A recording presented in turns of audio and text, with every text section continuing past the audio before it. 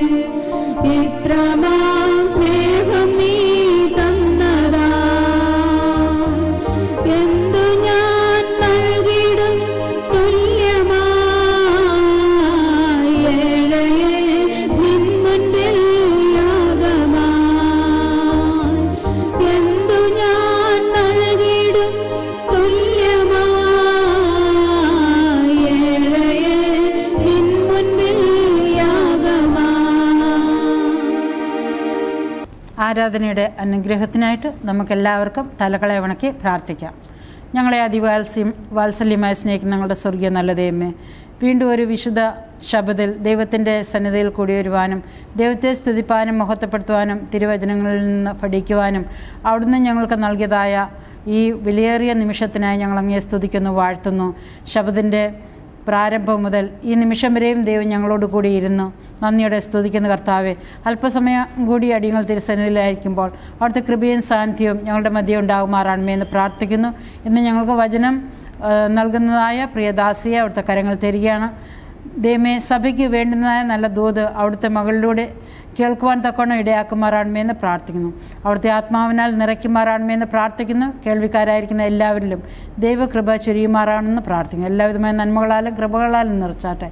മാനവും മഹത്വവും യഹോവ എടുത്താട്ടെ. സകലതും യേശുക്രിസ്തുവിൻ്റെ ധന്യമുള്ള നാമത്തിൽ ചോദിക്കുമ്പോൾ ഞങ്ങളുടെ പ്രാർത്ഥന കേൾക്കുമാറാണ് സ്വർഗീയ നല്ല ദൈവമേ. ആമേൻ.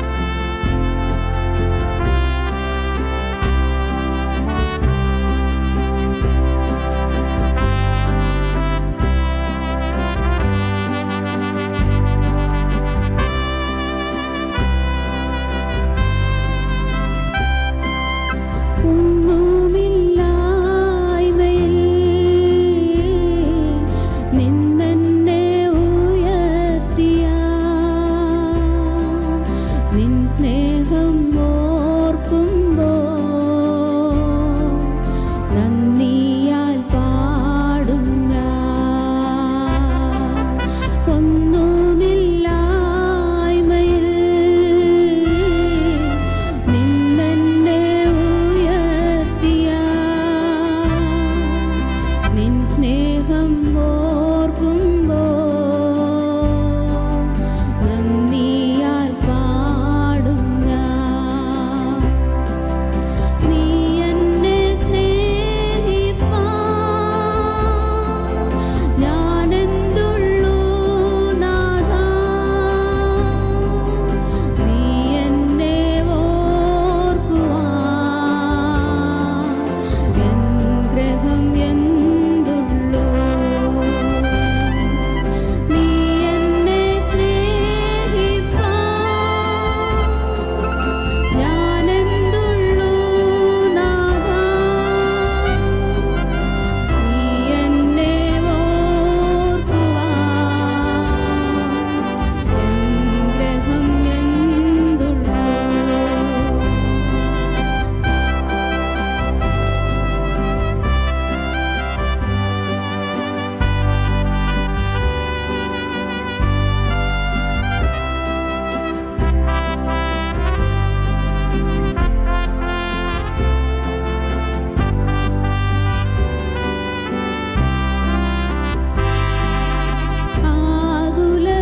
ആകുലവേളകളിൽ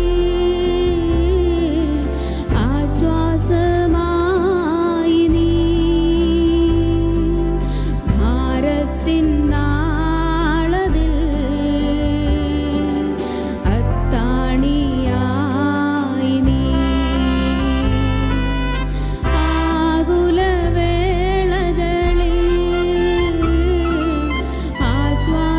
ആശ്വാസമായി നീ. ഭാരത്തിൻ നാളതിൽ അത്താണിയായി നീ.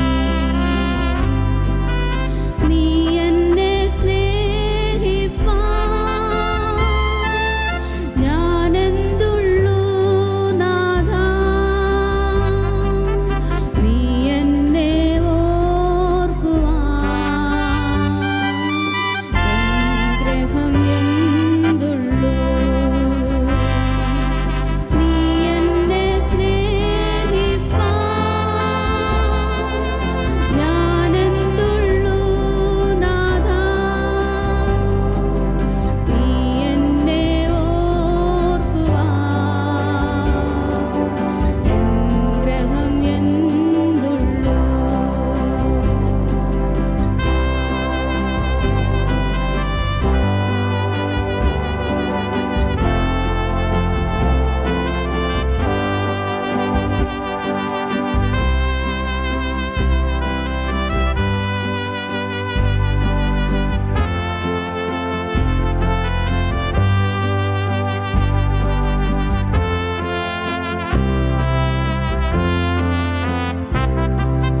തലമുറ തലമുറയായി കരുതുന്ന ദൈവമേ, നിൻ സ്നേഹത്തിൻ ആഴം ആർക്കു വർണ്ണിച്ചിടാം. തലമുറ തലമുറയായി കരുതുന്ന ദൈവമേ, നിൻ സ്നേഹത്തിൻ ആഴം ആർക്കു വർണ്ണിച്ചിടാം. നീ എന്നെ സ്നേഹിപ്പാൻ ഞാനെന്തുള്ളൂ നാഥാ. നീ എന്നെ ഓർക്കുവാൻ എൻ ഗ്രഹം എന്തുള്ളൂ. നീ എന്നെ സ്നേഹിപ്പാൻ ഞാനെന്തുള്ളൂ നാഥാ. നീ എന്നെ ഓർക്കുവാൻ എൻ ഗ്രഹം എന്തുള്ളൂ.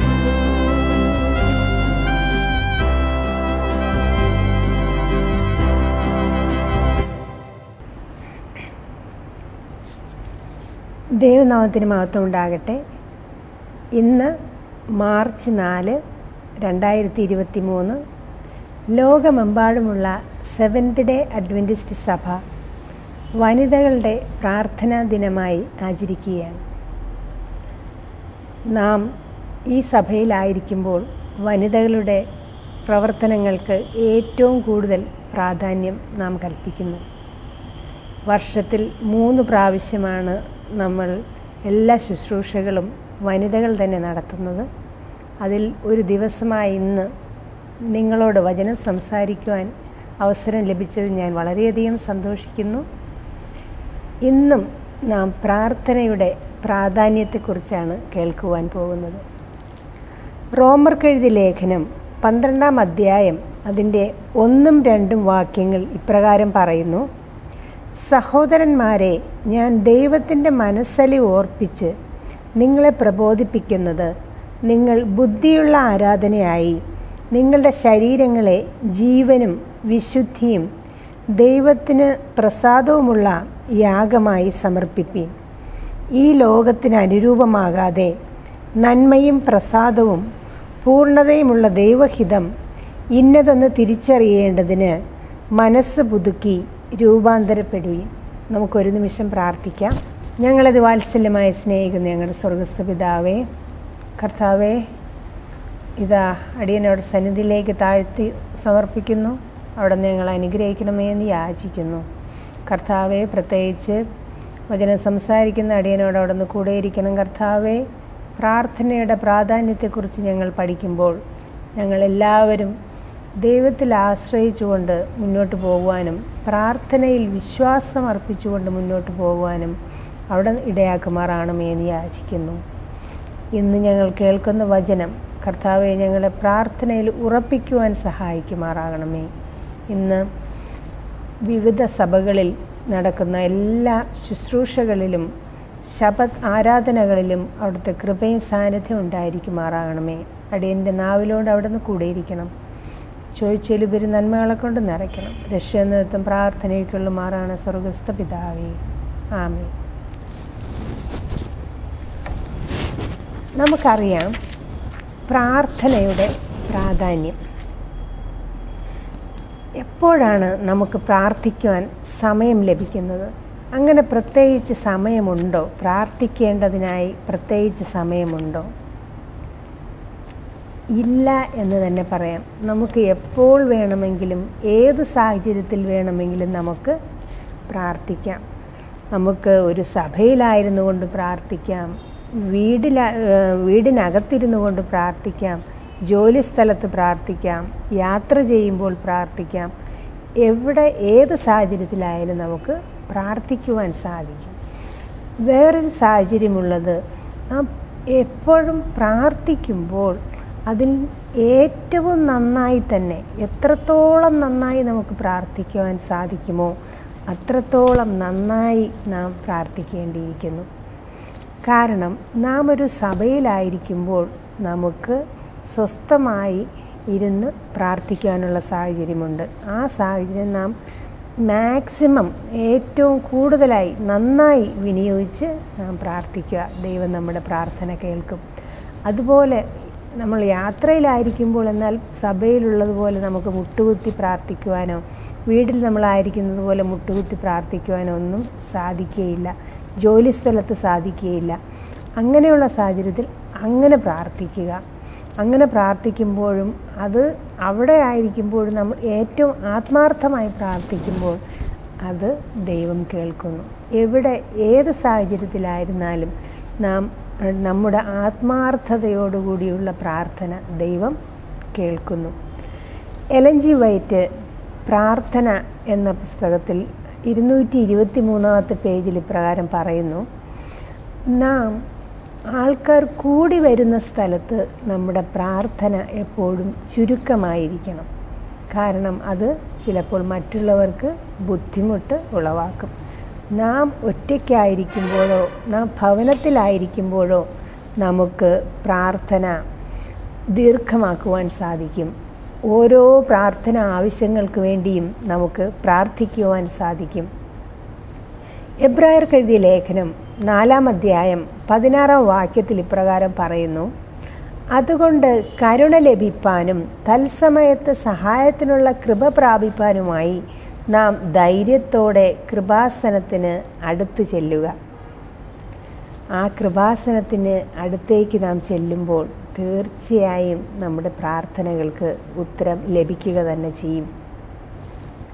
ഈ പ്രാർത്ഥനയുടെ ശക്തിയെക്കുറിച്ചാണ് ഞാനിന്ന് പറയാൻ ആഗ്രഹിക്കുന്നത്. പ്രാർത്ഥനയ്ക്ക് വളരെയധികം ശക്തിയുണ്ട്. അനേകം കാര്യങ്ങൾ പറയാൻ സാധിക്കും. എന്നാൽ ഇന്ന് ഒരു 7 പോയിൻ്റ് മാത്രം നിങ്ങളോട് പറയാൻ ഞാൻ ആഗ്രഹിക്കുന്നു. 7 എന്ന് നിങ്ങൾ കേൾക്കുമ്പോൾ നിങ്ങൾക്ക് ഒരു മടുപ്പ് ചിലപ്പോൾ വരുമായിരിക്കും. ഒരിക്കലും മടുത്തു പോകേണ്ട കാര്യമില്ല. വളരെ ചുരുക്കമായി 7 കാര്യങ്ങൾ ഞാൻ പറഞ്ഞു പോകുന്നതായിരിക്കും. ഒന്നാമത്തെ കാര്യത്തിലേക്ക് നമുക്ക് പോകാം. പ്രാർത്ഥന നമ്മിൽ രൂപാന്തരം ഉണ്ടാക്കുന്നു, നമ്മെ രൂപാന്തരപ്പെടുത്തുന്നു. പ്രാർത്ഥന നമുക്ക് പ്രാർത്ഥിക്കുന്ന സമയത്ത് നാം ആയിരിക്കുന്നത് പോലെ നമുക്ക് കടന്നു ചെല്ലുവാൻ സാധിക്കും. ആ കടന്നു ചെല്ലുമ്പോൾ ദൈവം അവിടെ നമ്മിൽ രൂപാന്തരം വരുത്തുന്നു. യേശുവിൻ്റെ മഹത്വമേറിയ ആ സാദൃശ്യത്തിലേക്ക് നമ്മെ മാറ്റുന്നു. 1 കൊരിന്ത്യർ 3:18 ഇപ്രകാരം പറയുന്നു: എന്നാൽ മൂടുപടം നീങ്ങിയ മുഖത്ത് കർത്താവിൻ്റെ തേജസ്സിനെ കണ്ണാടി പോലെ പ്രതിബിംബിക്കുന്നവരായി നാം എല്ലാവരും ആത്മാവാകുന്ന കർത്താവിൻ്റെ ദാനമായി തേജസ്സിന്മേൽ തേജസ് പ്രാപിച്ച് അതേ പ്രതിമയായി രൂപാന്തരപ്പെടുന്നു. നാം പ്രാർത്ഥനയിൽ ദൈവത്തിൻ്റെ സന്നിധിയിലേക്ക് പോകുമ്പോൾ നാം തേജസ്സിന്മേൽ തേജസ് പ്രാപിച്ച് ദൈവത്തിൻ്റെ രൂപത്തിലേക്ക് നാം മാറ്റപ്പെടുന്നു. നമ്മെ പുതുക്കുന്നു. ആത്മാവിൻ്റെ ഫലത്താൽ നമ്മെ നിറയ്ക്കുന്നു. നമ്മിൽ ആത്മവിശ്വാസം പകരുന്നു. നാം ഒറ്റയ്ക്കല്ല എന്നുള്ള ഉറപ്പ് നമുക്ക് തരുന്നു. 1 യോഹന്നാൻ 1:9 പറയുന്നു: നമ്മുടെ പാപങ്ങളെ ഏറ്റുപറയുന്നുവെങ്കിൽ അവൻ നമ്മോട് പാപങ്ങളെ ക്ഷമിച്ച് സകല അനീതിയും പോക്കി നമ്മെ ശുദ്ധീകരിപ്പാൻ തക്കവണ്ണം വിശ്വസ്തനും നീതിമാനും ആകുന്നു. നമ്മിൽ വിശ്വാസമുണ്ടെങ്കിൽ ദൈവം നമ്മുടെ പ്രാർത്ഥന കേൾക്കും, നമുക്ക് ഉത്തരം നൽകുകയും ചെയ്യും. നാം വിശ്വാസത്തോടുകൂടി ദൈവസന്നിധിയിൽ ചെല്ലുമ്പോൾ നമുക്ക് പാപക്ഷമ ലഭിക്കുന്നു. അവിടെ നാം വിശുദ്ധീകരണം പ്രാപിക്കുന്നു. അവിടെ നാം ദൈവത്തിൻ്റെ സിംഹാസനത്തിൻ്റെ അടുത്തേക്ക് നാം ചെല്ലുന്നു. അവിടെ ചെല്ലുമ്പോൾ നമുക്ക് ഒരു പുതിയ ഹൃദയം നമുക്ക് ലഭിക്കുന്നു. നമ്മുടെ എല്ലാ പാപങ്ങളും അവിടെ നീക്കുന്നു. എല്ലാ അസുഖപ്രദമായ എല്ലാ അടയാളങ്ങളും നമ്മിൽ നിന്ന് മാറ്റുന്നു. ഇനിയും നമുക്ക് കുറ്റബോധത്താലോ ദുഃഖത്താലോ നമുക്ക് വലയേണ്ട ആവശ്യമില്ല. നമ്മുടെ പാപക്കറകൾ മറ്റുള്ളവർ കാണും എന്ന് നമുക്ക് ലജ്ജിക്കേണ്ടതായ ആവശ്യമില്ല. അതുകൊണ്ട് തന്നെ സങ്കീർത്തനക്കാരൻ ദാവീദിനെ പോലെ നമുക്ക് പറയാൻ സാധിക്കും. നമുക്കെല്ലാവർക്കും അറിയാം 51-ാം സങ്കീർത്തനം. 51-ാം സങ്കീർത്തനത്തിൻ്റെ 7-ാം വാക്യത്തിൽ ഇപ്രകാരം പറയുന്നു: ഞാൻ നിർമ്മലനാകേണ്ടതിന് ഈസോപ്പ് കൊണ്ട് എന്നെ ശുദ്ധീകരിക്കണമേ, ഞാൻ ഹിമത്തേക്കാൾ വെളുക്കേണ്ടതിന് എന്നെ കഴുകണമേ എന്ന് അവിടെ പറഞ്ഞിരിക്കുകയാണ്. നമുക്കറിയാം, നാം ഏത് അവസ്ഥയിൽ ദൈവത്തിൻ്റെ സന്നിധിയിലേക്ക് ചെല്ലുന്നോ ആ അവസ്ഥയിൽ നിന്ന് മാറ്റം വരുത്തുവാൻ ദൈവത്തിന് സാധിക്കും. എബ്രായർ എഴുതിയ ലേഖനം 9-ാം അധ്യായം 12-ാം വാക്യം ഇപ്രകാരം പറയുന്നു: ആട്ടുകൊറ്റന്മാരുടെയും പശുക്കിടാങ്ങളുടെയും രക്തത്താലല്ല, സ്വന്തം രക്തത്താൽ തന്നെ ഒരിക്കലായിട്ട് വിശുദ്ധ മന്ദിരത്തിൽ പ്രവേശിച്ച് എന്നേക്കുമായൊരു വീണ്ടെടുപ്പ് സാധിപ്പിച്ചു. യേശു നമ്മുടെ പാപങ്ങൾക്ക് വേണ്ടി യാഗമായി തീർന്നു. വേറെ മറ്റൊന്നിൻ്റെയും രക്തത്താലല്ല, ആട്ടുകൊറ്റിൻ്റെ രക്തത്താലല്ല, പശുക്കിടാങ്ങളുടെ രക്തത്താലല്ല, യേശുവിൻ്റെ സ്വന്തം രക്തത്താലാണ് നമുക്ക് പാപമോചനം ലഭിച്ചിരിക്കുന്നത്. നമുക്ക് വേഗം 2-ാമത്തെ കാര്യത്തിലേക്ക് പോകാം. പ്രാർത്ഥന നമ്മുടെ മനോഭാവത്തെ മാറ്റുന്നു. ഫിലിപ്പിയർക്കെഴുതിയ ലേഖനം 2-ാം അധ്യായം അതിൻ്റെ 5 മുതൽ 8 വരെയുള്ള വാക്യത്തിൽ ഇപ്രകാരം പറയുന്നു: ക്രിസ്തുവേശുവിലുള്ള ഭാവം തന്നെ നിങ്ങളിലും ഉണ്ടായിരിക്കട്ടെ.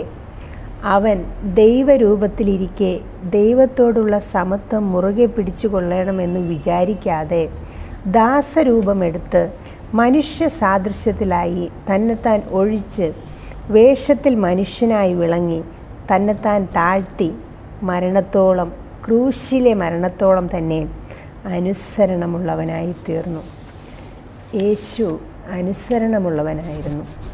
യേശു ഈ ഭൂമിയിൽ വന്നപ്പോൾ തന്നോട് ചെയ്തതെല്ലാം അനീതിയാണെന്ന് അവൻ അറിയാമായിരുന്നു. എന്നാൽ അവനൊന്നും അതിനെക്കുറിച്ച് ചിന്തിച്ചില്ല. അവൻ്റെ മനസ്സ്, അവൻ്റെ ഇഷ്ടം, അവൻ്റെ മനോഭാവം ഇതെല്ലാം അവൻ പിതാവിന് സമർപ്പിക്കുകയാണ്. നാമും അങ്ങനെ തന്നെ ചെയ്യണം.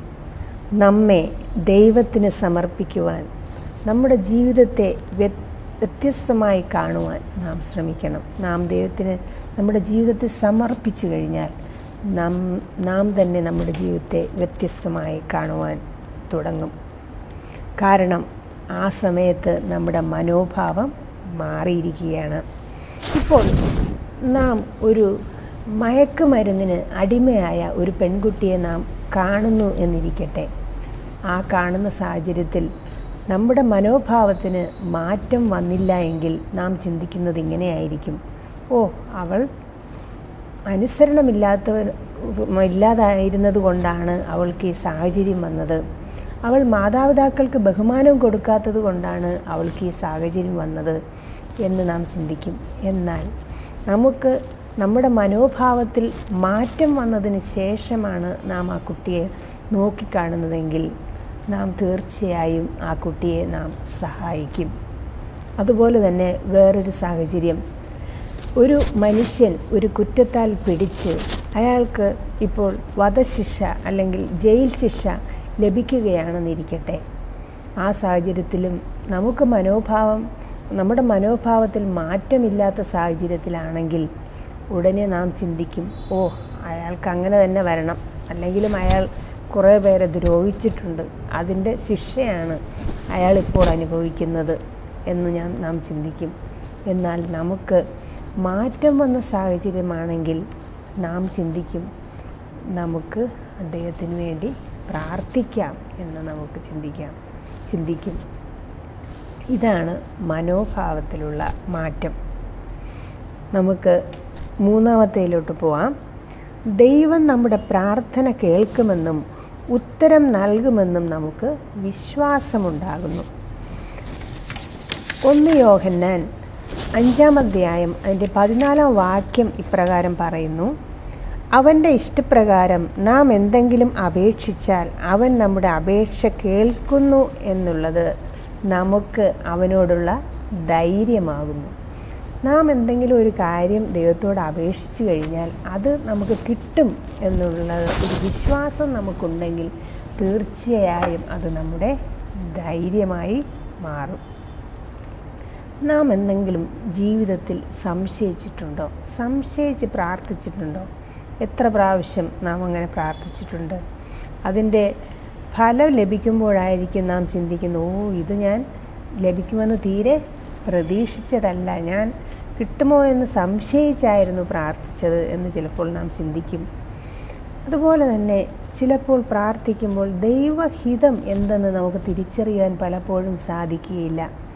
ചില കാര്യങ്ങൾ നമുക്ക് സാധിക്കും. കാരണം നാം കൽപ്പനകൾ ലംഘിക്കുമ്പോൾ, നാം ഒരു കൊലപാതകം ചെയ്യുമ്പോൾ, അല്ലെങ്കിൽ ഒരു വ്യഭിചാരം ചെയ്യുമ്പോൾ, അല്ലെങ്കിൽ വേറെ എന്തെങ്കിലും അതുപോലെയുള്ള പാപങ്ങളിൽ ഏർപ്പെടുമ്പോൾ നാം ചിന്തിക്കുകയോ ഇത് പാപമാണെന്നത് വിട്ട് അകന്ന് നമ്മൾ പോരണം എന്നുള്ള ചിന്ത നമുക്കുണ്ടാകും. പക്ഷേ ചില കാര്യങ്ങൾ നാം ചെയ്യുമ്പോൾ, നാം പ്രാർത്ഥിക്കുമ്പോൾ, പ്രത്യേകിച്ച് നമ്മൾ ഒരു വീട് വാങ്ങുകയാണെങ്കിൽ, വീട് വാങ്ങുമ്പോൾ ആ വീടിന് ഒത്ത പൈസയാണോ, ആ വീടിന് അത്രയും വിലയുണ്ടോ? ചില ബ്രോക്കർമാർ നമ്മളെ പറ്റിക്കും. ഇതിന് ഒരു 50 ലക്ഷം രൂപ വിലയുള്ള വീടാണ്, നിങ്ങൾക്കിപ്പോൾ ഒരു 45 ലക്ഷത്തിന് അത് ലഭിക്കുന്നു, അങ്ങനെയൊക്കെ ഉള്ളൊരു ധാരണ നമ്മളിലുണ്ടാക്കും. എന്നാൽ ആ വീട് നമ്മുടെ കൊടുക്കുന്ന വിലയ്ക്കനുസരിച്ചുള്ള വീടാണോ, അത് ബലമുള്ളതാണോ, അവിടെ വെള്ളം കയറുന്ന സ്ഥലമാണോ എന്താണ് എന്ന് നമുക്ക് ചിലപ്പോൾ തിരിച്ചറിയുവാൻ സാധിക്കുകയില്ല. അതിന് നാം പ്രാർത്ഥിക്കണം, ദൈവത്തിൻ്റെ സന്നിധിയിലേക്ക് നാം ചെല്ലണം. അതുപോലെ നമ്മൾ വാഹനം വാങ്ങിക്കുമ്പോഴായാലും അത് എങ്ങനെ, അതിൻ്റെ മോഡൽ എന്താണ്, അത് എൻജിൻ നല്ലതാണോ, അതിന് മൈലേജ് ഉണ്ടോ, അത് നല്ല കമ്പനിയാണോ, നല്ല സമയത്തേക്ക് നമുക്ക് ഉപയോഗിക്കുവാൻ സാധിക്കുന്നതാണോ എന്നൊക്കെ നാം ചിന്തിക്കും. ചിലപ്പോൾ അതങ്ങനെയുള്ളത് ചിലപ്പോൾ നമുക്ക് ഉറപ്പുണ്ടാവുകയില്ല. ആ സമയത്തും നമുക്ക് ദൈവസന്നിധിയിലേക്ക് ധൈര്യത്തോടെ അത് പ്രാർത്ഥിക്കണം ആ വിഷയം വെച്ച്. അതുപോലെ തന്നെ ഒരു വിവാഹ ബന്ധത്തിൽ നാം ഏർപ്പെടുമ്പോൾ നാം തിരഞ്ഞെടുക്കുന്ന ആ പങ്കാളി എങ്ങനെയുള്ളതാണ്, സ്വഭാവം എങ്ങനെയുള്ളതാണ്, നമ്മുടെ വിശ്വാസമായി മുന്നോട്ട് പോകുന്നതാണോ, അതോ നമ്മുടെ മുന്നോട്ടുള്ള പോക്ക് കുടുംബം എങ്ങനെയാണ്, അത് നല്ലതായി വരുമോ എന്നുള്ള അതെല്ലാം നമുക്ക് വിശ്വാസത്തോടെ ദൈവത്തിന് സമർപ്പിച്ച് പ്രാർത്ഥിക്കേണ്ട ആവശ്യമുണ്ട്. ഏതെങ്കിലും ഒരു കോഴ്സ് തിരഞ്ഞെടുക്കുമ്പോൾ അതും നമുക്ക് ഉറപ്പില്ല, പക്ഷേ വിശ്വാസത്തോടെ നമ്മളത് മുന്നോട്ട് പോവുക തന്നെ ചെയ്യണം. അങ്ങനെ ആ ഒരു വിശ്വാസം നമുക്ക് നഷ്ടപ്പെട്ട്, പ്രാർത്ഥനയിലുള്ള വിശ്വാസം നമുക്ക് നഷ്ടപ്പെട്ടാൽ ജീവിതത്തിലുള്ള ധൈര്യം നമുക്ക് നഷ്ടപ്പെട്ടു പോകും. നമുക്ക് വേഗം തന്നെ 4-ാമത്തേതിലേക്ക് കടന്നു പോകാം. സ്വയത്തിലേക്ക് നോക്കാതെ ദൈവത്തെ നോക്കാൻ പഠിപ്പിക്കുന്നു. അപ്പോസ്തല പ്രവൃത്തികൾ 8-ാം അധ്യായത്തിലൊരു കഥ പറയുന്നു. നിങ്ങൾക്കത് ഒറ്റയ്ക്കായിരിക്കുമ്പോൾ നമുക്കത് വായിച്ച് നോക്കാവുന്നതാണ്. അതിൽ ആഭിചാരകനായ ശീമോനെ കുറിച്ച് പറയുന്നു.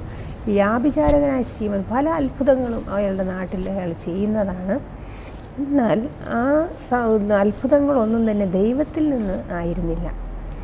കുറച്ച് നാൾ കഴിഞ്ഞിട്ട് പത്രോസും യോഹന്നാനും അവിടേക്ക് കടന്നു വന്ന് പല വീര്യപ്രവൃത്തി അത്ഭുതങ്ങൾ ചെയ്യുന്നു. ഇത് കണ്ടിട്ട് ഇയാൾക്ക് വളരെയധികം അതിശയം തോന്നി. കാരണം ഈ അത്ഭുത പ്രവൃത്തികൾ അയാൾക്കും ചെയ്യണമെന്ന് അയാൾക്ക് ആഗ്രഹം വന്നു. അപ്പോൾ ഇയാൾ പറയുകയാണ്, എനിക്കും ഈ അത്ഭുത പ്രവൃത്തികൾ ചെയ്യണം. ഞാൻ പണം തന്നാൽ നിങ്ങൾക്ക് ആ അത്ഭുത പ്രവൃത്തികൾ എനിക്കും പഠിപ്പിച്ച് തരുവാൻ സാധിക്കുമോ, എനിക്ക് അത് ലഭ്യമാക്കുവാൻ, എനിക്കും അത് ചെയ്യാൻ സാധിക്കുമോ എന്ന് ഇദ്ദേഹം ചോദിക്കുകയാണ്. അപ്പോൾ അവർ പറഞ്ഞ മറുപടി അപ്പോസ്തല പ്രവൃത്തി 8-ാം അധ്യായം 20 മുതൽ 24 വരെയുള്ള വാക്യത്തിൽ നമുക്കത് കാണുവാൻ സാധിക്കും. ദൈവത്തിൻ്റെ ദാനം പണത്തിന് വാങ്ങിക്കൊള്ളാമെന്ന് നീ നിരൂപിക്കൊണ്ട് നിന്റെ പണം നിന്നോടുകൂടെ നശിച്ചു പോകട്ടെ. നിന്റെ ഹൃദയം ദൈവസന്നിധിയിൽ നേരുള്ളതല്ലായക കൊണ്ട് ഈ കാര്യത്തിൽ നിനക്ക് പങ്കും ഓഹരിയുമില്ല. നീ ഈ വഷളത്വം വിട്ട് മാനസാന്തരപ്പെട്ട് കർത്താവിനോടുകൂടി പ്രാർത്ഥിക്കാം. പക്ഷേ നിന്റെ ഹൃദയത്തിലെ നിരൂപണം ക്ഷമിച്ചു കിട്ടുമായിരിക്കും. നീ കയ്പുള്ള പകയിലും അനീതിയുടെ ബന്ധത്തിലും അകപ്പെട്ടിരിക്കുന്നു എന്ന് ഞാൻ കാണുന്നു എന്ന് പറഞ്ഞു. അതിന് ശീമോൻ, നിങ്ങൾ പറഞ്ഞത് ഒന്നും എനിക്ക് ഭവിപ്പാതിരിപ്പാൻ കർത്താവിനോട് എനിക്ക് വേണ്ടി പ്രാർത്ഥിപ്പീൻ എന്ന് ഉത്തരം പറഞ്ഞു.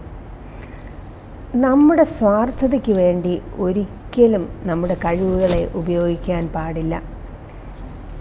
ജനങ്ങളുടെ പുകഴ്ച ലഭിക്കുവാൻ വേണ്ടിയും അത് ഉപയോഗിക്കാൻ പാടില്ല. എന്നാൽ ഇവിടെ ശീമോൻ ജനങ്ങളുടെ പുകഴ്ച ലഭിക്കുവാൻ വേണ്ടി തൻ്റെ കഴിവുകളെ ഉപയോഗിക്കുകയാണ്. ദൈവത്തിന് മാത്രമേ നമ്മളെ സഹായിക്കാൻ കഴിയൂ, നമുക്ക് കഴിവുകളെ നൽകുവാൻ കഴിയൂ എന്ന് നാം തിരിച്ചറിയേണ്ടത് വളരെ ആവശ്യമാണ്. ദൈവത്തിലൂടെ മാത്രമേ എനിക്ക് എന്തും ചെയ്യാൻ സാധിക്കൂ എന്ന് നാം തിരിച്ചറിയണം. ഈ തിരിച്ചറിവ് തീർച്ചയായും പ്രാർത്ഥനയിൽ നമ്മുടെ ആശ്രയം ഉറപ്പിക്കുവാൻ അത് നമ്മളെ സഹായിക്കും. 5-ാമത്തെ കാര്യത്തിലേക്ക് നമുക്ക് പോകാം. പ്രാർത്ഥന നമ്മുടെ മനസ്സിനെ പുതുക്കുന്നു. റോമർക്കെഴുതിയ ലേഖനം 12-ാം അധ്യായം 1-2 വാക്യങ്ങൾ നമ്മൾ നേരത്തെ നമ്മൾ വായിച്ചു. ആ വാക്യം ഇപ്രകാരം പറയുന്നു: സഹോദരന്മാരെ, ഞാൻ ദൈവത്തിൻ്റെ മനസ്സലി ഓർപ്പിച്ച് നിങ്ങളെ പ്രബോധിപ്പിക്കുന്നത്, നിങ്ങൾ ബുദ്ധിയുള്ള ആരാധനയായി നിങ്ങളുടെ ശരീരങ്ങളെ ജീവനും വിശുദ്ധിയും ദൈവത്തിന് പ്രസാദവുമുള്ള യാഗമായി സമർപ്പിപ്പീൻ. ഈ ലോകത്തിന് അനുരൂപമാകാതെ നന്മയും പ്രസാദവും പൂർണ്ണതയുമുള്ള ദൈവഹിതം ഇന്നതെന്ന് തിരിച്ചറിയേണ്ടതിന് മനസ്സ് പുതുക്കി രൂപാന്തരപ്പെടുവീൻ. പ്രാർത്ഥനയുടെ ശക്തി വെളിപ്പെടുത്തുന്ന അനേകം സന്ദർഭങ്ങൾ നമ്മുടെ ജീവിതത്തിലുണ്ടാവാം. നമ്മുടെ പ്രാർത്ഥന നമ്മുടെ മനസ്സിനെ പുതുക്കുന്നു. നമ്മെക്കുറിച്ച്, നമ്മുടെ ജീവിതത്തെക്കുറിച്ച്, മറ്റുള്ളവരെക്കുറിച്ച്, നമ്മുടെ ഭാവിയെക്കുറിച്ച് എല്ലാമുള്ള ചിന്താഗതിയെ മാറ്റുവാൻ ദൈവത്തിന് മാത്രമേ സാധിക്കൂ. നമ്മിൽ പ്രത്യാശ, ധൈര്യം, സമാധാനം എന്നിവ നിറയ്ക്കുവാനും പ്രാർത്ഥനയ്ക്ക് സാധിക്കും. പ്രാർത്ഥന നമുക്ക് ദിവസേനയുള്ള പ്രവൃത്തിയാണ്. ദിവസേനയുള്ള പ്രാർത്ഥന നമ്മൾ സമർപ്പണം ഉണ്ടാക്കുവാൻ സഹായിക്കുന്നു. മനസ്സുകളിൽ രൂപാന്തരം വരുത്തുകയും നമ്മുടെ പ്രവർത്തനങ്ങളിൽ, ഓരോ ദിനംതോറുമുള്ള പ്രവർത്തനങ്ങളിൽ അത് സഹായകരമായി തീരുകയും ചെയ്യുന്നു. നമ്മുടെ മനസ്സിൻ്റെ ഒരു പ്രത്യേക ഭാഗത്ത് ആണ് തിരഞ്ഞെടുപ്പുകൾ നടക്കുന്നത്. ശരിയായ തിരഞ്ഞെടുപ്പുകൾ എടുക്കുവാനും ഇത് നമ്മെ സഹായിക്കുന്നു. നമുക്ക് 6ാമത്തെ ഭാഗത്തിലേക്ക് നമുക്ക് പോകാം. പ്രാർത്ഥന നമ്മുടെ ശക്തി വെളിപ്പെടുത്തുന്നു. ദൈവത്തിൻ്റെ ശക്തിയെ വെളിപ്പെടുത്തുവാൻ സഹായിക്കുന്നതാണ് പ്രാർത്ഥന. പ്രാർത്ഥനയുടെ ശക്തി വെളിപ്പെട്ട അനേക സന്ദർഭങ്ങൾ ബൈബിളിൽ നമുക്ക് കാണുവാൻ സാധിക്കും. അതിലൊന്നാണ് കർമ്മേൽ പർവ്വതത്തിൽ നാം കണ്ടത്. കർമ്മേൽ പർവ്വതത്തിൽ നാം നോക്കുമ്പോൾ അവിടെ 2 യാഗപീഠങ്ങൾ നമുക്ക് കാണുവാൻ സാധിക്കും. ഒരു യാഗപീഠത്തിൽ അതാ വിറകുണ്ട്, യാഗവസ്തുവുണ്ട്. അനേകം ജനങ്ങൾ അതിന് ചുറ്റും കൂടിയിരിക്കുന്നു. അവർ നിലവിളിക്കുകയാണ് ആകാശത്ത് നോക്കി, ദൈവമേ ഈ യാഗവസ്തുവിനെ ദഹിപ്പിക്കണമേ എന്ന് പറഞ്ഞ് അവരുടെ ദൈവത്തിനടുത്ത് അവർ നിലവിളിക്കുകയാണ്. അവർ ആ നിലവിളി വീണ്ടും അലമുറയിടുന്നു. അവരുടെ സ്വന്തം ശരീരങ്ങളെ അവർ നശിപ്പിക്കുന്നു. അങ്ങനെയെല്ലാം ചെയ്തുകൊണ്ട് നിലവിളിച്ചിട്ടും അവരുടെ ദൈവം കേൾക്കുന്നില്ല. അവരുടെ യാഗവസ്തു ദഹിക്കപ്പെടുന്നില്ല. എന്നാൽ വൈകുന്നേരം വരെ അവിടെ ഏലിയാവ് കാത്തിരിക്കുകയാണ്. അത് കഴിഞ്ഞപ്പോൾ ഏലിയാവ് പറഞ്ഞു, ഇനി മതി, ഇനി ഞാൻ എൻ്റെ ഊഴം വന്നിരിക്കുകയാണ് എന്ന് പറഞ്ഞ് ആ യാഗപീഠത്തിൽ വിറക് വച്ചു, യാഗവസ്തു വച്ചു. അതിന് ചുറ്റും വെള്ളമൊഴിച്ചു. കാരണം എണ്ണ ഒഴിച്ചു കഴിഞ്ഞാൽ ഇവർ പറയും ഇത് ഏലിയാവ് തന്നെ കത്തിച്ചതാണെന്ന്. അതുകൊണ്ട് തന്നെ അതൊന്നും പറയാതിരിക്കാൻ വേണ്ടി വെള്ളം നിറയെ ഒഴിച്ചു. അങ്ങനെ വെള്ളം കൊണ്ട് കുതിർന്ന ഒരു യാഗപീഠമായിരുന്നു അത്. ആ വെള്ളം കൊണ്ട് കുതിർന്ന യാഗപീഠത്തിൽ അടുത്ത് നിന്നുകൊണ്ട് ഏലിയാവ് പ്രാർത്ഥിച്ചു, യഹോവയായ ദൈവമേ ഈ യാഗവസ്തുവിനെ അവിടുന്ന് ദഹിപ്പിക്കണമേ. ആ പ്രാർത്ഥനയിൽ തന്നെ സ്വർഗത്തിൽ നിന്ന് തീ ഇറങ്ങി ആ യാഗവസ്തുവിനെ അവിടെ ദഹിപ്പിക്കുന്നു. പ്രാർത്ഥനയുടെ ശക്തി നമുക്കവിടെ കാണുവാൻ സാധിക്കും. അതുപോലെ തന്നെ ദോഥാനിൽ എലീശയുടെ ബാല്യക്കാരനുമായ ഗേഹസി അവരവിടെ ആയിരിക്കുമ്പോൾ ശത്രു സൈന്യം, ആരാമ്യ സൈന്യം അവരെ ചുറ്റും വളയുകയാണ്. അപ്പോൾ ഈ ഗേഹസി വളരെയധികം ഭയപ്പെട്ടു. അപ്പോൾ തന്നെ എലീശ പ്രാർത്ഥിക്കുകയാണ്, ദൈവമേ ഈ ബാല്യക്കാരൻ്റെ കണ്ണ് അവിടുന്ന് തുറപ്പിക്കണമേ. അവൻ്റെ കണ്ണ് തുറന്നു. അപ്പോൾ അഗ്നിമയമായ രഥങ്ങളോടുകൂടി ദൈവത്തിൻ്റെ സൈന്യം അവരുടെ സംരക്ഷണത്തിനായി അവിടെ ഇറങ്ങിയിരിക്കുകയാണ്. കൂടാതെ ഈ ആരാമ്യ സൈന്യത്തിന് അന്ധത വരുന്നു. ഇവർ കണ്ണ് കാണാതെ വേറൊരു ദേശത്ത്, അതായത് ശമര്യ ദേശത്ത് അവരെത്തുകയും അവിടെ നിന്ന് അവർ മടങ്ങിപ്പോവുകയും ചെയ്യുന്നു. പലപ്പോഴും പല സാഹചര്യത്തിലും നമുക്കും ഇതുപോലെ നാം വെറുതെ ചിലപ്പോൾ ദൈവം ശരിയായ ദൈവത്തിനെ ആയിരിക്കില്ല നാം വിളിക്കുന്നത്. അതുപോലെ തന്നെ പല സംരക്ഷണവും, ദൈവത്തിൻ്റെ സംരക്ഷണം കാണുവാൻ നമ്മുടെ കണ്ണ് പലപ്പോഴും കുരുടായിരിക്കുന്നു എന്ന് നമുക്ക് മനസ്സിലാക്കുവാൻ സാധിക്കും. ദൈവത്തിൻ്റെ ആ കാഴ്ച നമുക്ക് ലഭിക്കുവാൻ, ആ ദിവ്യ ദൃഷ്ടി നമുക്ക് ലഭിക്കുവാൻ നാം പ്രാർത്ഥിക്കേണ്ടിയിരിക്കുന്നു. നമുക്ക് 7ാമത്തെ കാര്യത്തിലേക്ക് കടന്നു പോകാം. പ്രയാസവേളകളിലെ പ്രാർത്ഥന നമ്മുടെ ജീവിതങ്ങളിൽ മാറ്റം വരുത്തുന്നു. നമുക്കറിയാം, നാം എല്ലാവരും ഒരു സമയത്തല്ലെങ്കിൽ വേറൊരു സമയത്ത് പലതരത്തിലുള്ള പ്രതിസന്ധികളിൽ കൂടി കടന്നു പോകുന്നവരാണ്. പല പ്രതിസന്ധികളും ദൈവം നമ്മുടെ ജീവിതത്തിൽ അനുവദിക്കും. ഈ പ്രതിസന്ധികളിൽ കൂടി നാം കടന്നു പോകുമ്പോൾ ദൈവമാണ് ഏക ദൈവം എന്നുള്ള ആ ഒരു ഉത്തമ വിശ്വാസത്തോടുകൂടി, ഏക ആശ്രയം ദൈവമാണ് എന്നുള്ള വിശ്വാസത്തിൽ കൂടി നാം കടന്നു പോകേണ്ടിയിരിക്കുന്നു. ആ സമയത്ത് നമ്മുടെ പ്രാർത്ഥനയ്ക്ക് വേണ്ടി ദൈവം കാതോർക്കും. നമ്മുടെ പ്രാർത്ഥന ഇങ്ങനെ ആയിരിക്കട്ടെ: പിതാവേ, എനിക്ക് അങ്ങയെ ആവശ്യമുണ്ട്. എനിക്ക് ഇത് തനിയെ ചെയ്യുവാൻ സാധിക്കുകയില്ല. ഒരിക്കലും തനിയെ എനിക്ക് ഈ പ്രതിസന്ധിയിൽ നിന്ന് കരകയറുവാൻ സാധിക്കുകയില്ല. അങ്ങയുടെ സഹായമില്ലാതെ എനിക്കതിന് കഴിയുകയില്ല എന്ന നമ്മുടെ പ്രാർത്ഥനയ്ക്ക് വേണ്ടി ദൈവം കാതോർത്തിരിക്കുകയാണ്. നാം ആ പ്രാർത്ഥനയോടുകൂടി ദൈവസന്നിധിയിൽ നമുക്ക് ചെല്ലുമ്പോൾ നമ്മുടെ പ്രാർത്ഥന ദൈവം കേൾക്കുകയും നമുക്ക് ഉത്തരം ലഭിക്കുകയും ചെയ്യും. അതിനുള്ള അനേകം സന്ദർഭങ്ങൾ നമുക്ക് ബൈബിളിൽ നിന്ന് കാണുവാൻ സാധിക്കും. അതിലൊന്നാണ് ഹന്നയുടെ പ്രാർത്ഥന. നമുക്കെല്ലാവർക്കും ആ കഥ അറിയാം. ഹന്ന വളരെയധികം വിഷമിച്ച് പ്രാർത്ഥിച്ച കഥ. 1 ശമൂവേൽ 1-ാം അധ്യായത്തിൽ നമുക്ക് ആ കഥ കാണുന്നു. അവളുടെ സ്നേഹമയായ ഭർത്താവ് എൽക്കാന, അത് ആദ്യത്തെ ഭാര്യയായിരുന്നു ഹന്ന. 2ാമത്തെ ഭാര്യ പെനീന. ഹന്നയ്ക്ക് മക്കളില്ലായിരുന്നു. ഒരു പക്ഷേ മക്കളില്ലാത്തത് കൊണ്ടായിരിക്കാം പെനീനയെ വിവാഹം കഴിച്ചത്.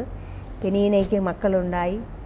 പെനീനയ്ക്ക് മക്കളുണ്ടായി കഴിഞ്ഞപ്പോൾ അവൾ ഹന്നയെ പരിഹസിക്കുവാൻ തുടങ്ങി. പലതരത്തിലുള്ള പീഡനങ്ങൾ തുടങ്ങി. അങ്ങനെ ആയപ്പോൾ അത് അവൾക്കൊരിക്കലും സഹിക്കുവാൻ സാധിച്ചില്ല. അവൾ പട്ടിണി കിടന്നു, പല പ്രാവശ്യം കരഞ്ഞു. എന്നിട്ടൊന്നും അവളുടെ വിഷമം മാറുന്നില്ല. അവൾക്ക് ആ പ്രശ്നത്തിന് പരിഹാരമുണ്ടാകുന്നില്ല. അവളുടെ ഭർത്താവ് അവളുടെ അടുത്ത് വന്ന് പറഞ്ഞു, നീ എന്തിനാണ് പട്ടിണി കിടക്കുന്നത്? നീ എന്തിനാണ് കരയുന്നത്? നിനക്ക് ഞാൻ 10 പുത്രന്മാരെക്കാളും വിശേഷതയുള്ളവനല്ലയോ എന്ന് ആ എൽക്കാന പറഞ്ഞുവെങ്കിൽ തന്നെയും അവൾക്ക് ആശ്വാസമായി തോന്നിയില്ല. അവൾ ആ ആലയത്തിലെത്തി പ്രാർത്ഥിക്കുകയാണ്. പ്രാർത്ഥിക്കുന്ന സമയത്ത് തീർച്ചയായും നമുക്ക് വിഷമമുള്ള സാഹചര്യത്തിൽ നാം പ്രാർത്ഥിക്കുമ്പോൾ നാം വേറെ ആരെയും ശ്രദ്ധിക്കില്ല. ചുറ്റുമുള്ള ഒരു സാഹചര്യവും നാം ശ്രദ്ധിക്കില്ല. നാമും ദൈവവുമായിട്ടുള്ള ആ ഒരു ബന്ധം മാത്രമായിരിക്കും. ആ ഒരു ബന്ധത്തിൽ ആ ദൈവത്തിൻ്റെ ആ സിംഹാസനത്തിൽ അടുത്ത് വന്നപ്പോഴാണ് ഈ ഏലി പ്രവാചകൻ അവിടെ വരികയും ഈ ഹന്നയെ കാണുന്നതും. അപ്പോൾ ഏലിക്ക് സ്വാഭാവികമായിട്ടും സംശയം തോന്നി, ഇവൾ എന്താണ് മദ്യം കഴിച്ച് മത്ത് പിടിച്ചിരിക്കുകയാണോ എന്ന് അദ്ദേഹം സംശയിച്ചു. എന്നാൽ അവർ തമ്മിൽ, ദൈവവും ഹന്നയും തമ്മിലൊരു പ്രാർത്ഥനയുടെ ബന്ധത്തിൽ ആയിരുന്നു. ആ പ്രാർത്ഥനയ്ക്ക് അവൾക്ക് ഉത്തരം ലഭിച്ചു. അവൾക്ക് ഒരു പുത്രനെ ലഭിച്ചു. അവൾ നേരത്തെ വാഗ്ദാനം ചെയ്തിരുന്നത് പോലെ അവൾ ആ പുത്രനെ ദൈവത്തിന് സമർപ്പിച്ചു. അതിനുശേഷവും അവൾക്ക് 3 ആൺമക്കളും 2 പെൺമക്കളും ജനിച്ചു. തീർച്ചയായും ഈ സംഭവത്തിന് ശേഷം അവരുടെ കുടുംബത്തിൻ്റെ ഗതി മാറി എന്ന് തന്നെ നമുക്ക് വിശ്വസിക്കാം. അടുത്തതായി നമുക്ക് കാണാൻ കഴിയുന്നത് ഒരു പത്രോസിൻ്റെ കഥയാണ്. ഈ പത്രോസിൻ്റെ കഥയിലേക്ക് നാം കടന്നു വരുമ്പോൾ അവിടെ നമുക്ക് കാണുവാൻ സാധിക്കുന്നത്, യാക്കോബിനെ അവിടെ ഹെരോദ രാജാവ് കൊല്ലുകയാണ്. കൊന്നു കഴിയുമ്പോൾ അത് യഹൂദന്മാരുടെ പ്രീതി സമ്പാദിക്കാൻ ഇടയായി. അതുകൊണ്ട് തന്നെ പത്രോസിനെയും കൂടെ തടങ്കലിലാക്കുകയാണ്. അവനെ 2 ചങ്ങലകളാൽ അവിടെ ബന്ധിച്ചിരിക്കുകയാണ്. ആ സമയത്ത് സഭ വളരെ ശ്രദ്ധയോടുകൂടി പ്രാർത്ഥിച്ചു. വളരെ ശ്രദ്ധയോടുകൂടിയുള്ള ആ സഭയുടെ പ്രാർത്ഥന ദൈവം കേട്ടു. അവിടെ ദൈവത്തിൻ്റെ ദൂതൻ പ്രത്യക്ഷനായി അവൻ്റെ ചങ്ങലകൾ പൊട്ടി താഴെ വീണു. ഇരുമ്പ് വാതിൽ സ്വതവേ തുറന്നു. അങ്ങനെ പത്രോസ് അവിടെ യോഹന്നാൻ്റെ അമ്മയുടെ ഭവനത്തിൽ, മറിയയുടെ ഭവനത്തിലേക്ക് അവൻ ചെല്ലുകയാണ്. അവിടെയാണ് എല്ലാവരും കൂടി പ്രാർത്ഥിച്ചു കൊണ്ടിരുന്നത്. അവിടുത്തെ ബാല്യക്കാരത്തി രോധ ഈ പത്രോസിൻ്റെ ശബ്ദം തിരിച്ചറിയുന്നു. അവൾ വേഗം ഓടി വന്ന്, വാതിൽ തുറക്കാതെ തന്നെ ഓടി വന്ന് ഇവരോട് പറയുന്നു, അതാ പത്രോസ് വന്നിരിക്കുന്നു. ഇവർക്ക് ആർക്കും വിശ്വാസം വന്നില്ല. രോധ ഭ്രാന്ത് പറയുന്നു എന്നാണ് അവർ ചിന്തിച്ചത്. എന്നാൽ അവർ വന്നു നോക്കിയപ്പോൾ അവർക്കെല്ലാവർക്കും വിശ്വാസമായി. അവർ പത്രോസിനെ ഭവനത്തിലേക്ക് കൂട്ടുകയും ചെയ്തു. ഇവിടെ ഈ രണ്ട് സന്ദർഭങ്ങളിലും അവരുടെ പ്രതിസന്ധി ഘട്ടത്തിൽ ദൈവം അവിടെ പ്രാർത്ഥന കേൾക്കുന്നതായിട്ട് നമുക്ക് കാണുവാൻ സാധിക്കും.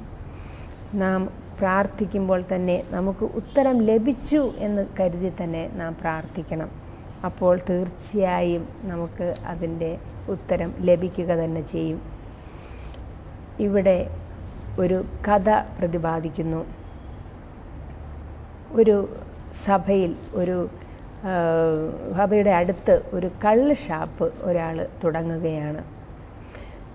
ആ കള്ള് ഷാപ്പ് തുടങ്ങിയപ്പോൾ ഈ സഭയിലുള്ള എല്ലാവർക്കും അതൊരു വിഷമമായി തീർന്നു. കാരണം സഭയുടെ ആരാധന നടക്കുമ്പോൾ അവിടെ കള്ള് ഷാപ്പ് പ്രവർത്തിക്കുന്നു.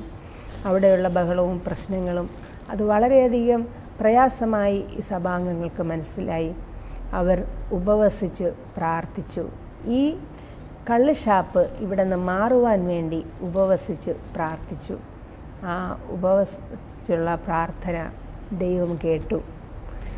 2 ദിവസത്തിനകം ഈ കള്ള് ഷാപ്പ് ഇടിമിന്നലേറ്റ് മുഴുവനായി നശിച്ചുപോയി. അപ്പോൾ തന്നെ ഈ കള്ള് ഷാപ്പിൻ്റെ ഉടമ വേഗം വന്ന് സഭാവിശ്വാസികളോട് പറയുകയാണ്, നിങ്ങളാണ് എൻ്റെ കള്ള് ഷാപ്പ് നശിപ്പിച്ചത്, ഞാൻ കേസ് കൊടുക്കുവാൻ പോവുകയാണ് എന്ന് പറഞ്ഞു. അപ്പോൾ സഭാംഗങ്ങൾ പറഞ്ഞു, ഇല്ല, ഒരിക്കലുമില്ല, ഞങ്ങൾ ഒരിക്കലും ഈ കള്ള് ഷാപ്പ് നശിപ്പിച്ചില്ല എന്നാണ് അവർ മറുപടി പറഞ്ഞത്. ഇവിടെ ഒരു ചോദ്യം നമ്മുടെ മുന്നിലുണ്ട്. ആർക്കാണ് വിശ്വാസം? ഇവിടെ ഈ സഭാംഗങ്ങളുടെ പ്രാർത്ഥന കൊണ്ട് തൻ്റെ കള്ള് ഷാപ്പ് ഇടിമിന്നലേറ്റ് പോയി എന്ന് വിശ്വസിച്ച ഈ ഷാപ്പ് ഉടമയ്ക്കാണോ, അതോ ഈ കള്ള് ഷാപ്പ് നശിച്ചു പോകണം, അതിവിടെ നിന്ന് മാറിപ്പോകണമെന്ന് വിശ്വസിച്ച് അത് മാറിപ്പോകാൻ ഉദ്ദേശിച്ച് ഉപവസിച്ച് പ്രാർത്ഥിച്ച വിശ്വാസികൾക്കാണോ ഇവിടെ വിശ്വാസം? പ്രാർത്ഥനയിൽ നാം ഒരു നിമിഷം ചിന്തിക്കേണ്ടിയിരിക്കുന്നു. ഈ കഥ ജനറൽ കോൺഫറൻസിൻ്റെ വിമൻസ് മിനിസ്ട്രീസ് ഡയറക്ടറായ മിസ്സിസ് ഹെദർ ഡോൺ സ്മോളാണ് ഈ പ്രസംഗത്തിലൂടെ നമ്മെ അറിയിക്കുന്നത്. ഈ കഥ നടക്കുന്നത്, ഈ സംഭവ കഥ നടക്കുന്നത് മറ്റെവിടെയുമല്ല, നമ്മുടെ നോർത്ത് കേരള സെക്ഷൻ്റെ കണ്ണംകുന്ന് സഭയുടെ അടുത്താണ്. ഇത് ശരിക്കും നടന്ന സംഭവമാണ്. ഈ കഥ ഇവിടെ നിന്ന് അന്ന് പ്രസിഡൻ്റായിരുന്ന pastor Jose Prakash, Heather Dawn Small ഇവിടെ വന്നപ്പോൾ അത് പറയുകയും അവരുടെ മനസ്സിൽ ഇത്രയും വർഷം അത് ഉള്ളിൽ ഇരുന്നു കൊണ്ട് അവർ പ്രസംഗം തയ്യാറാക്കിയപ്പോൾ തീർച്ചയായും ഈ കഥ ഈ പ്രസംഗത്തിൽ അവർ ഉൾപ്പെടുത്തിയിരിക്കുന്നു. നാമും നമ്മുടെ ജീവിതയാത്രയിൽ പല രീതിയിൽ പല കാര്യങ്ങൾക്ക് വേണ്ടി നാം ഓടി നടക്കുന്നു. പലവിധ പ്രശ്നങ്ങളിൽ നാം പെടുന്നു. പല കാര്യങ്ങളിൽ നാം പങ്കുചേരുന്നു, നാം പ്രാർത്ഥിക്കുന്നു. എന്നാൽ എത്രത്തോളം ആത്മാർത്ഥതയോടുകൂടിയാണ് നമ്മൾ പ്രാർത്ഥിക്കുന്നതെന്ന് ഒരു നിമിഷം നമുക്ക് ചിന്തിക്കാം. നാം ഇവിടെ 7 കാര്യങ്ങൾ നമ്മൾ പഠിച്ചു. ഒന്നാമത്തത്, പ്രാർത്ഥന നമ്മെ രൂപാന്തരപ്പെടുത്തുന്നു. ഏത് രൂപത്തിലായാലും നാം ദൈവസന്നിധിയിൽ ചെല്ലുമ്പോൾ ആ പ്രാർത്ഥന നമ്മുടെ രൂപത്തെ ദൈവത്തിൻ്റെ രൂപവുമായി സാദൃശീകരിക്കുന്നു. അത് ആ സാദൃശ്യത്തിലേക്ക് നമ്മെ മാറ്റുന്നു. അതുപോലെ തന്നെ രണ്ടാമത്തെ കാര്യം, പ്രാർത്ഥന നമ്മുടെ മനോഭാവത്തെ മാറ്റുന്നു.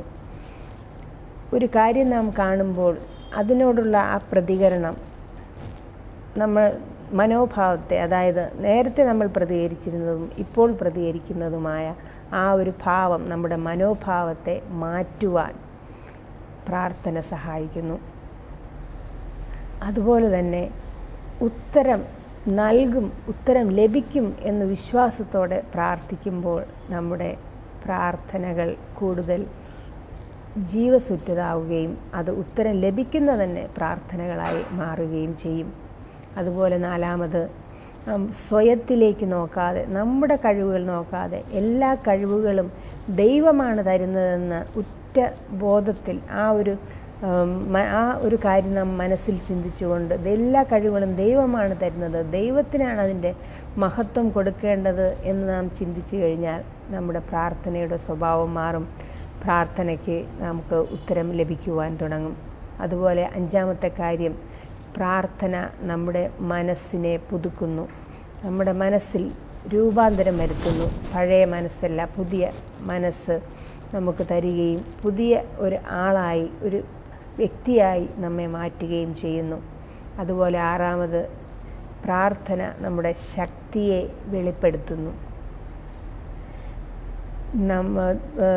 ദൈവത്തിൻ്റെ ശക്തി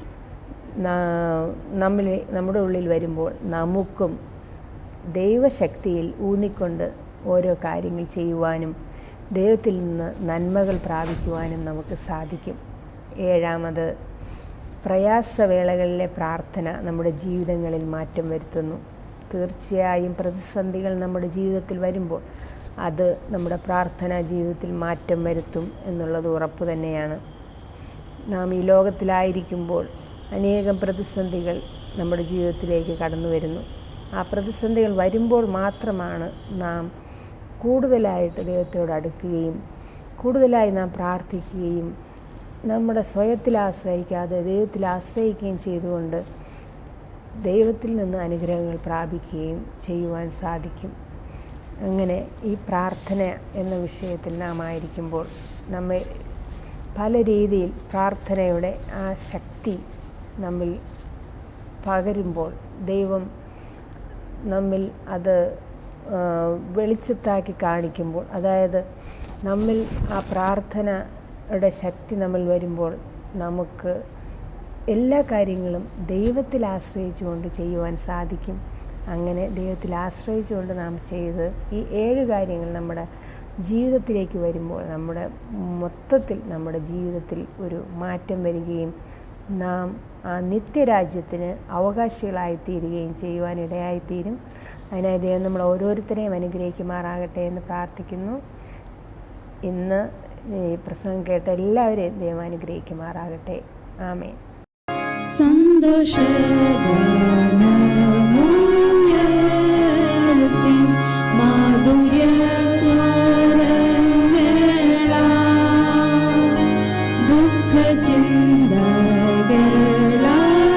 ദുഃഖചിന്തകളകറ്റി കീർത്തനങ്ങൾ മുഴക്കി പാടിനവൻ നൽസ്തുതികൾ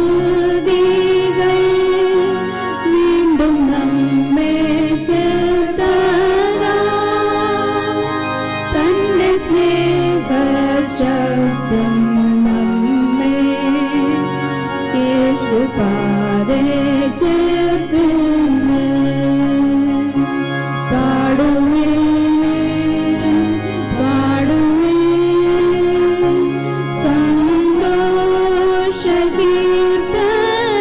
സന്തോഷകീർത്തനങ്ങൾ പാടുവിൻ പാടുവിൻ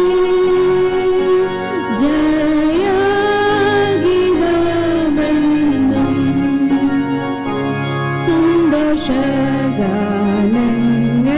സന്തോഷഗാനങ്ങളാൽ നാം ഈ ദിനത്തിൽ വന്ദിക്കാം. ഉച്ചത്തിൽ ഹോശന്ന പാടി നന്ദിയെ വെളിവാക്കാം. പാടും രക്ഷകൻ മഹത്വം ചിന്ത സ്വർഗേ പൊങ്ങുമ്പോൾ വീണ്ടെടുപ്പിൻ സ്നേഹഗാനം പാടിടും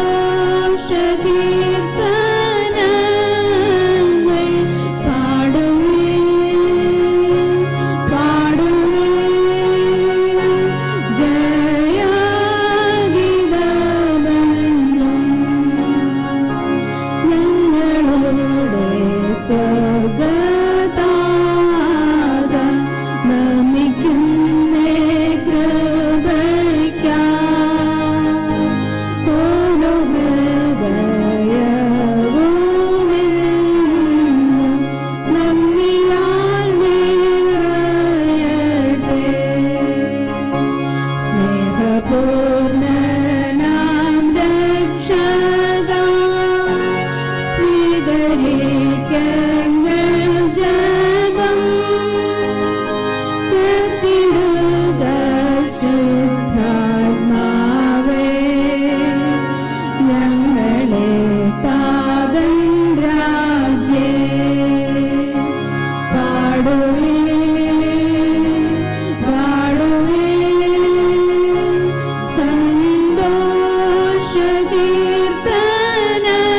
സന്തോഷകീർത്തനങ്ങൾ പാടുവേ പാടുവേ ജയഗീതമെന്നും